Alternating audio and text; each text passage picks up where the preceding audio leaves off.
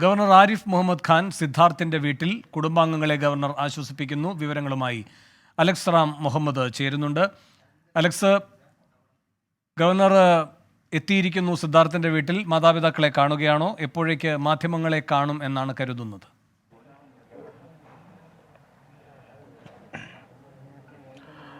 ഗോപി, 10 മിനിറ്റായി ഗവർണർ ഈ വീട്ടിലേക്ക് എത്തിയതിനു ശേഷം സിദ്ധാർത്ഥിൻ്റെ മാതാപിതാക്കളെ അദ്ദേഹം നേരിൽ കണ്ട് ആശ്വസിപ്പിച്ചു. അദ്ദേഹം ഉടൻ തന്നെ പുറത്തേക്ക് ഇറങ്ങി മാധ്യമങ്ങളെ കാണും എന്നുള്ളതാണ് ലഭിക്കുന്ന വിവരം. ഞാൻ നേരത്തെ സൂചിപ്പിച്ചില്ല, ഏറ്റവും പ്രധാനപ്പെട്ട കാര്യം ഈ പൂക്കോട് വെറ്ററിനറി സർവകലാശാല വൈസ് ചാൻസലറോട് ഗവർണർ ഈ വിഷയത്തിൽ വിശദീകരണം തേടിയിരുന്നു മാതാപിതാക്കളുടെ പരാതിയിൽ. ആ വിശദീകരണം ഗവർണർക്ക് ലഭിക്കേണ്ടതുണ്ട്. അതുമായി ബന്ധപ്പെട്ട പ്രതികരണം അദ്ദേഹത്തിൽ നിന്ന് പ്രതീക്ഷിക്കുന്നുണ്ട്.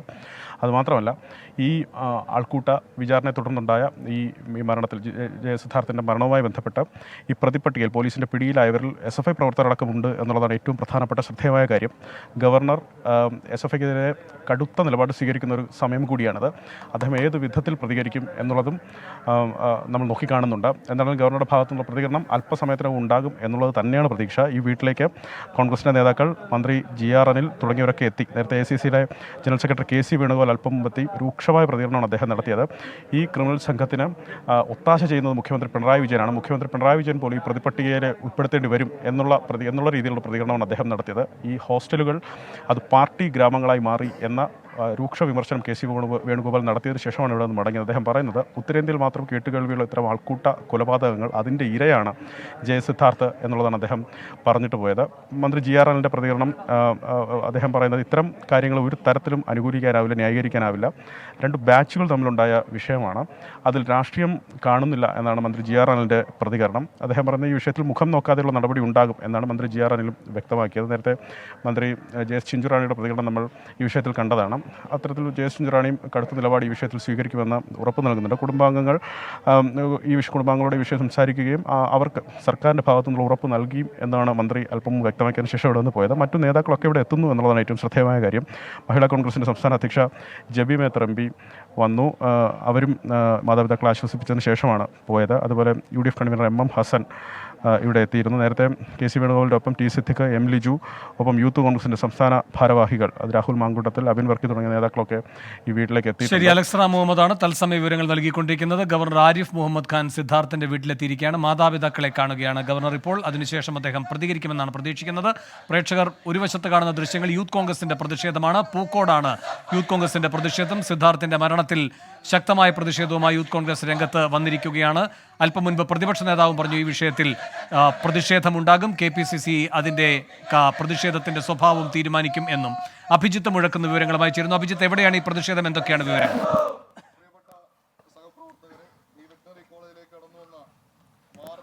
വേണു, പൂക്കോട് വെറ്ററിനറി സർവകലാശാലയിലേക്കാണ് നിലവിൽ യൂത്ത് കോൺഗ്രസിന്റെ പ്രതിഷേധം. പ്രതിപക്ഷ പാർട്ടികളെല്ലാം തന്നെ വലിയ പ്രതിഷേധവുമായി ഇവിടേക്ക് എത്തുന്നുണ്ട്. അല്പസമയം മുൻപാണ് BJPയുടെ നേതൃത്വത്തിൽ പ്രതിഷേധം നടന്നത്. നിലവിൽ യൂത്ത് കോൺഗ്രസിന്റെ നേതൃത്വത്തിലുള്ള പ്രതിഷേധം തുടരുകയാണ്.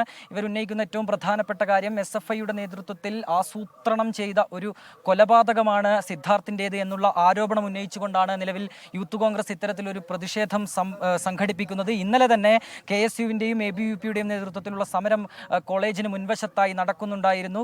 KSUവിൻ്റെ അനിശ്ചിതകാല സത്യാഗ്രഹ സമരമാണ് നടന്നുകൊണ്ടിരുന്നത്. റിലേ സത്യാഗ്രഹ സമരവുമായി ABVPയും സമരരംഗത്തുണ്ടായിരുന്നു. ഈ ഒരു സംഭവത്തിൽ നിലവിൽ 18 പേരാണ് പ്രതിപ്പട്ടികയിലുള്ളത്. ഇതിൽ എല്ലാവരും തന്നെ SFIയുടെ പ്രവർത്തകരാണ്. ഈ SFI പ്രവർത്തകരെ കൃത്യമായ രീതിയിൽ പിടികൂടണം, അതിനുള്ള മറ്റ് ബാഹ്യ ഇടപെടലുകളൊന്നും തന്നെ ഈ ഒരു സംഭവത്തിൽ ഉണ്ടാകരുത് തുടങ്ങിയ ആവശ്യങ്ങൾ ഉന്നയിച്ചുകൊണ്ടാണ് നിലവിൽ യൂത്ത് കോൺഗ്രസ് അടക്കമുള്ള പ്രതിപക്ഷ സംഘടനകൾ, യുവജന സംഘടനകൾ സമരവുമായി മുന്നോട്ട് വന്നിരിക്കുന്നത്. നിലവിൽ ഈ ബാരിക്കേഡിന് മുകളിൽ കയറി ഇരുന്നു കൊണ്ട്, പോലീസ് സ്ഥാപിച്ച ബാരിക്കേഡിന് മുകളിൽ കയറി ഇരുന്നു കൊണ്ട് പ്രതിഷേധിക്കുന്ന യൂത്ത് കോൺഗ്രസ് പ്രവർത്തകരെയാണ് നമുക്ക് കാണാനായി സാധിക്കുന്നത്. ഏതായാലും വരും മണിക്കൂറുകളിലും വരും ദിവസങ്ങളിലും ഇതുമായി ബന്ധപ്പെട്ട പ്രതിഷേധം കനപ്പിക്കാൻ തന്നെയാണ് ഈ സംഘടനകളുടെ തീരുമാനം. വേണു, അഭിജിത്ത് മുഴക്കുന്നാണ് വിവരങ്ങൾ നൽകിക്കൊണ്ടിരിക്കുന്നത്. ഇപ്പോൾ ഗവർണർ സിദ്ധാർത്ഥിന്റെ കുടുംബാംഗങ്ങളെ കണ്ട ശേഷം മാധ്യമങ്ങളെ കാണുന്നു. അതിലേക്ക്